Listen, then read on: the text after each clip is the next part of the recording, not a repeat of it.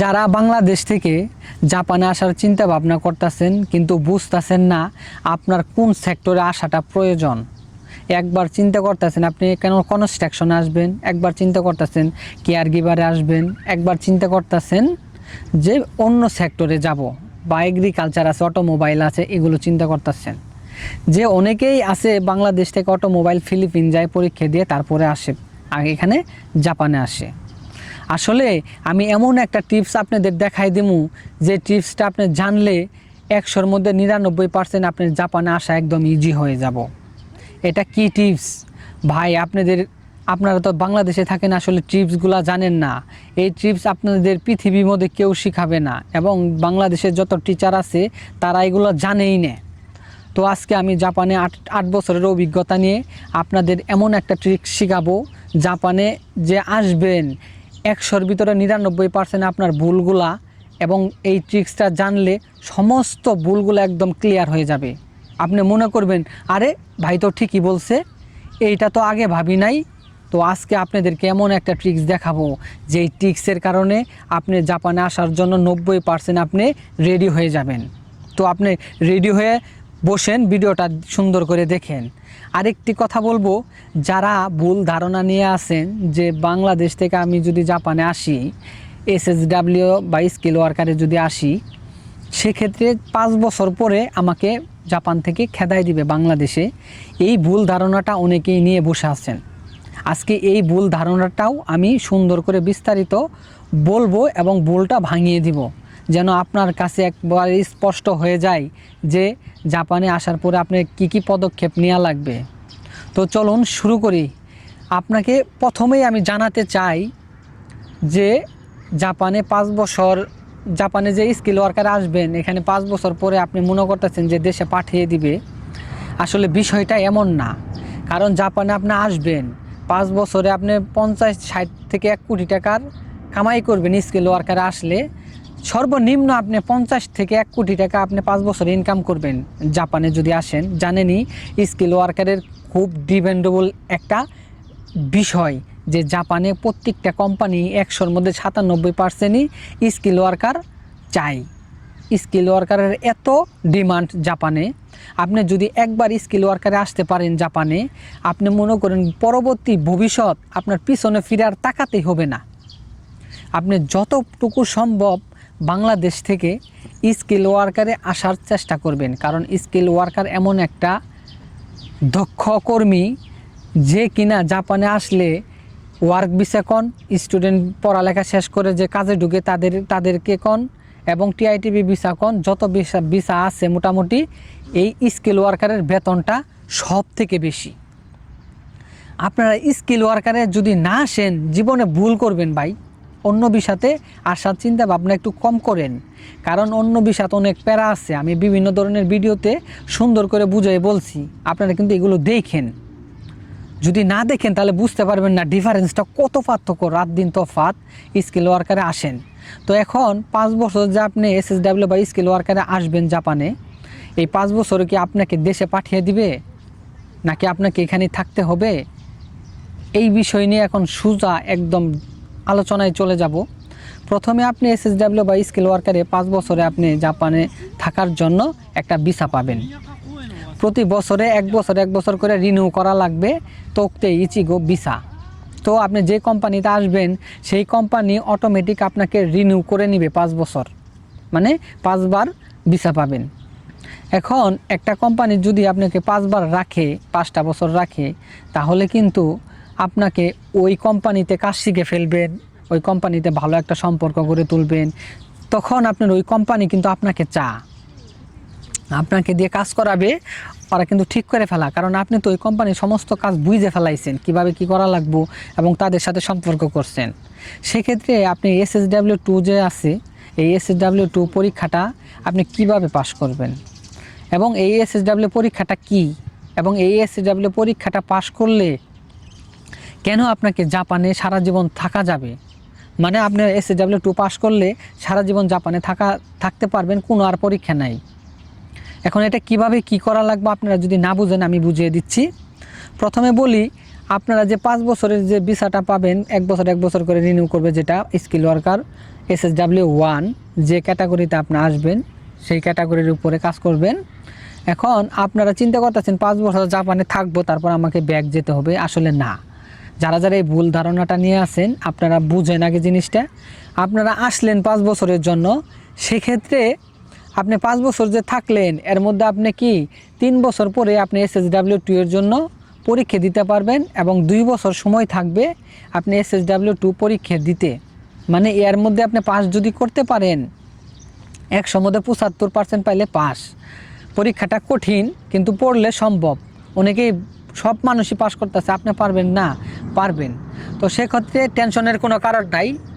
আর আরেকটি বিষয় জানাই রাখি, আপনি যখন SSW2 পরীক্ষায় পাস করবেন, মনে করেন আপনার কোম্পানি আপনাকে নিবে করে বসে আছে, ঠিক আছে? আপনি কোম্পানির সব কাগজ হাঞ্চু একটা কাগজ লাগে।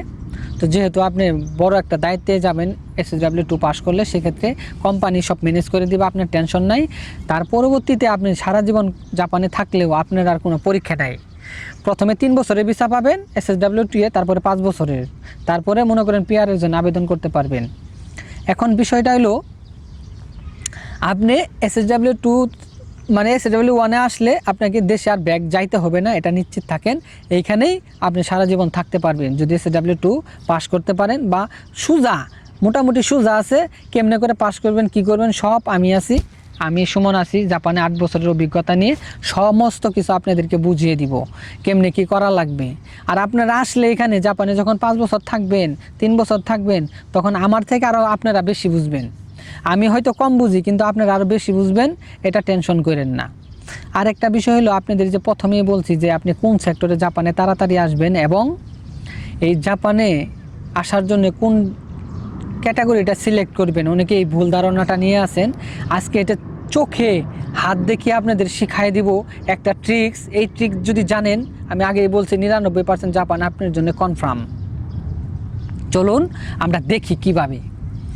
বাংলাদেশ থেকে অনেকেই যারা SSW ভিসাতে আসবে চিন্তা করতেছে, তাদের একটি সমস্যা, তাদের টিচারে ভালো করে বুঝায় না, শিখায় না এবং বিস্তারিত বলে না। সেজন্য তাদের অনেক টাকা খরচ হয় এবং বিদেশে যায় পরীক্ষা দিতে হয় এবং বিভিন্ন প্যারাশনি থাকে এবং অনেকেই ঝইরে পড়ে। কেন ঝইরে পড়ে? মনে করেন SSW2 অটোমোবাইল আছে, তারপরে ফুড অ্যান্ড বেভারেজ আছে, আর বিভিন্ন সেক্টর আছে যেগুলো বাংলাদেশে নাই। সেগুলো পরীক্ষা ফিলিপিন যায় দিতে হয়, কম্বোডিয়া যায় দিতে হয়। এখন আমরা যদি দরিদ্র থাকি বা ফ্যামিলিগত টান থাকে, সেক্ষেত্রে কিন্তু আমরা বিদেশে যাই ট্যুরিস্ট ভিসাতে গিয়ে পরীক্ষাটা দেওয়াটা সম্ভব হয় না। এই কারণে অনেকে ঝইরে পড়ে যে আসলে এটা চিন্তা করে না, আমার দ্বারাই সম্ভব হবে না, এভাবে যাওয়া নাই, আমার যেই পছন্দ মতো যে কাজটা আমি ওই কাজে যেতে চাই কিন্তু এই কাজে বাংলাদেশে পরীক্ষা নাই, তাহলে আমি এই সেক্টরে যাব না বা জাপানে যাব না, ঝইরে পড়ে জায়গা। আসলে বাংলাদেশে যারা টিচার আছে আপনাদেরকে ভালো করে বুঝায় না, তারা জানে না, বিশেষ করে তারা জানে না আপনাদের কিভাবে বুঝাবে। আমি বলি সুন্দর করে শুনেন। বিষয়টা হইতাছে, বাংলাদেশ থেকে আপনি কোন বিষয়টা সিলেক্ট করবেন। কেউ আসবেন অটোমোবাইলে, কেউ আসবেন কেয়ার গিভারে, কেউ আসবেন এগ্রিকালচারে, কেউ আসবেন কনস্ট্রাকশনে, কেউ আসবেন গাড়ির ড্রাইভিংয়ে, কেউ আসবেন রেস্টুরেন্টে, কেউ আসবেন হোটেলে, বিভিন্ন ধরনের সেক্টরে আসতে চাচ্ছেন কিন্তু আপনি বুঝতেছেন না, যেহেতু বাংলাদেশে এগুলো সেক্টরে পরীক্ষা নাই, বিদেশে যাই দিতে হয় কিন্তু আপনার দ্বারাই সম্ভব হচ্ছে না। তাদের জন্য এই ভিডিওটা কিন্তু একবারে ইনফরমেটিভ। আর যারা পরীক্ষা দেওয়ার চিন্তা ভাবনা করতেছেন, বিদেশে যায় আসতে কোনো পরীক্ষা দেওয়া লাগবে না, আপনাকে জাপানে আমি নিয়ে আসবো, কথা দিলাম, একদম ফ্রি নিয়ে আসবো, কোনো ফ্রি গাইড দিয়ে নিয়ে আসবো, আপনারা টেনশন করেন না, খালি ভিডিওটা একটু দেখেন। এখন কিভাবে আপনি জাপানে আসবেন, আপনার যেই সেক্টরটা পছন্দ আপনি ওই সেক্টরেই জাপানে আসতে পারবেন, বাংলাদেশ থেকে আসতে পারবেন, কোনো প্রবলেম হবে না। কেন প্রবলেম হবে না? একদম সহজ। আপনারা আমি বললেই বুঝতে পারবেন, আরে ঠিকই তো বলছে। চলুন বলি। বাংলাদেশ থেকে আপনি যে বিষয়টা সিলেক্ট করবেন এটা মনে মনে রাখেন, আপনি মনে মনে রাখেন। বাংলাদেশে যে সেক্টরগুলো আছে, এগ্রিকালচার আছে, কনস্ট্রাকশন আছে এবং আর কি আছে, খাইগো আছে, বা 3-4টা আছে আর কি।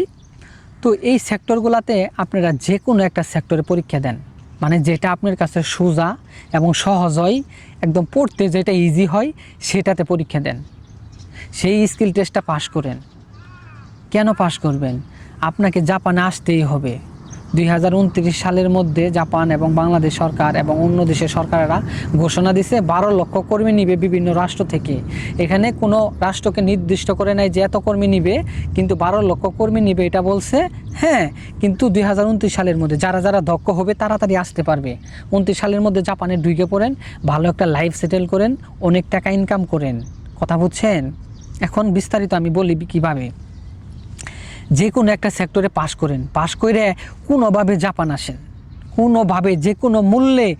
যে সেক্টরটা সহজ মনে হইতেছে বাংলাদেশ থেকে, এই সেক্টরটাই আপনি পাশ করে জাপানে আসেন। জাপানে আসার পর আপনি বললাম না, আপনার যে সেক্টরটা পছন্দ হয় এই সেক্টরটা আপনি মনে মধ্যে রাখেন, জাপানে আয়া সেই সেক্টরটা আপনি প্রকাশ করেন। আমি আছি বা অন্য কেউ আছে, তাদের কাছে প্রকাশ করেন এটা কিভাবে কি করব। আপনি মনে করেন, ধরেন আপনি একটা সাপোজ ধরেন আপনি এগ্রিকালচারে আইলেন, আওয়ার পর যেহেতু এগ্রিকালচার পড়ালেখা সোজা, একদম সোজা, সেক্ষেত্রে এগ্রিকালচারে আইলেন, আওয়ার পর আপনি এইখানে আপনি এগ্রিকালচারে কাজ করলেন কয় মাস করার পর এই জাপানে কিন্তু বাংলাতে পরীক্ষা আছে, খাইগো বাংলাতে পরীক্ষা আছে, অটোমোবাইল আছে, এগ্রিকালচারও আছে, বাংলাতে পরীক্ষা আছে। আপনি সোজা, বুঝছেন, বাংলাদেশে বা বিদেশে নাই, তো বাংলাতে পরীক্ষা আছে জাপানে, আপনি পাস করতে পারবেন। একদম ইজি পরীক্ষা, আপনি 2বার 3বার দেখাই দিলে আপনি পাস করে ফেলাই দিবেন। মানে বাংলাদেশ থেকে যে সেক্টরটা আপনার পছন্দ হয়েছিল, অনেক চেষ্টা করেও আপনি কি সিলেক্ট করতে পারলেন না বা আসলেন না, অনেকে জহিরে পড়লো, কিন্তু জাপানে যে কোনো একটা সেক্টর নিয়ে আসবেন, আসার পরে আপনি ওই পরীক্ষাটা আমি দেখাই দিব কিভাবে পাস করবেন, সব কিছু একদম PDF দিব, পড়বেন, পাস করবেন টাস করে, ঠিক আছে? তো আপনি জাপানে এসে পরীক্ষা দিলেন, পাস করলেন। এখন আপনি কিন্তু শান্তি লাগতেছে, জাপানে এসে পড়ছেন, আপনি যে সেক্টরটা পছন্দ হয়েছিল এই সেক্টরটা পাস করলেন। টিপসটা বুঝছেন?